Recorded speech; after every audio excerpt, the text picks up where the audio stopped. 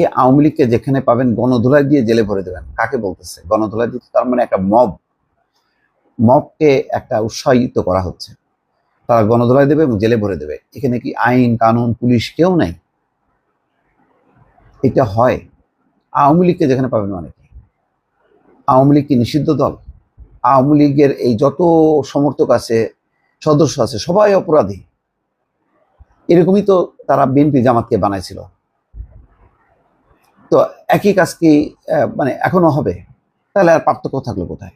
জয়নাল আবেদিন শিশির বলছে, কোন দল যদি মজলুম থেকে জালিমে রূপান্তর হতে চায় তাদেরও আওয়ামী লীগের মতোই পরাজিত করা হবে বলে মন্তব্য করেছে। ভালো, কোন দল, হ্যাঁ ঠিক আছে, ভবিষ্যতে যারা ক্ষমতায় আসবে সেই বিএনপি যদি মজলুম থেকে জালিম হয় হবে, ঠিক আছে। কিন্তু তারপরে কি বলছে? এখানে শুক্রবার ইফতারের আগে কুমিল্লার লালমাই উপজেলার বাগমারা উচ্চ বিদ্যালয় মাঠে আয়োজিত সমাবেশ এবং ইফতার মাহফিলে এই মন্তব্য করেন। এখানে বলছেন যে গণহত্যার দায়ে আওয়ামী লীগের বিচার নিবন্ধন বাতিল, রাজনৈতিক ও সাংগঠনিক কার্যক্রম নিষেধের দাবিতে এই সমাবেশ হয়।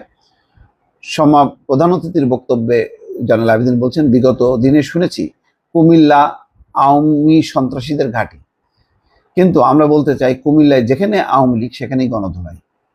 আওয়ামী লীগকে যেখানে পাবেন সেখানে গণধোলাই দিয়ে জেলে ভরে দেবেন। আওয়ামী লীগের বিরুদ্ধে আমাদের স্লোগান হলো, একটা একটা লীগ ধরো, ধরে ধরে জেলে ভরো। এগুলি খুবই মব কালচারকে উৎসাহিত করা, যেই মব কালচারকে নিষিদ্ধ করার জন্য সরকার থেকে শুরু করে সকল পর্যায়ে সবাই চেষ্টা করছে। এনসিপি একটা তড়িঘড়ি করতেছে, সে খুব দ্রুত তারা দল গঠন করে নেমে পড়ছে, খুব দ্রুত সাংগঠনিক তৎপরতা করতেছে। তারা মনে করতেছে যে দ্রুত বেগে মানে দল গোছানো হলে নির্বাচনে অংশ নেবে এবং তারা বিপুল ভোটে জয়ী হবে। ভোট যে ভাই কত কঠিন জিনিস, ভোটের ক্ষমতা যদি জনগণ একবার পায় তখন সে কিন্তু অনেক হিসাব নিকাশ করে। এভাবে দল হয় না, এইভাবে ক্ষমতায়ও যাওয়া যায় না।